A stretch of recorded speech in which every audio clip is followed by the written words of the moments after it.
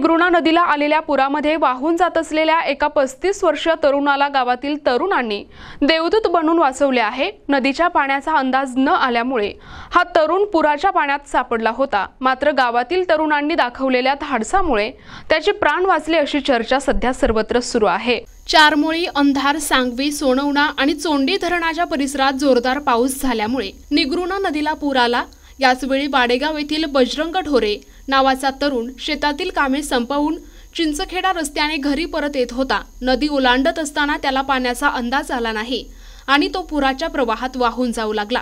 नदीकाठी उभ्या असलेल्या राजू रायकर, गजानन गणगणे, मुकिंदा काळे, दत्ता लोखंडे, नकुल हुसे, अर्जुन काळे, भूषण मसने, प्रथमेश कातखेडे, मनोज मानकर, ओम चिंचोलकर, शेख हातम, राजाभाई आणि मोसीभाई या तरुणांनी ही घटना पाहिली। क्षणाचाही विलंब न करता त्यांनी नदीत उड्या मारल्या आणि बजरंग ढोरे यांना सुखरूप बाहेर काढले। बातमी गावात वाऱ्यासारखी पसरताच नदीकाठी बघ्यांची मोठी गर्दी जमली होती। या घटनेची माहिती मिळाल्यावर तलाठी शैलेश इंगळे, राम लंगोटे, लोपामुद्रा कोठुळे, कोतवाल नारायण घाटोळ, नारायण मानकर आणि योगेश सरप यांनी घटनास्थळी भेट देऊन परिस्थितीचा आढावा घेतला। या तरुणांनी दाखवलेल्या शौर्यामुळे बजरंग ढोरे यांचा जीव वाचल्याने त्यांचे सर्वत्र कौतुक होत आहे। प्रतिनिधी संतोष काळे, NTV न्यूज मराठी, वाडेगाव, अकोला।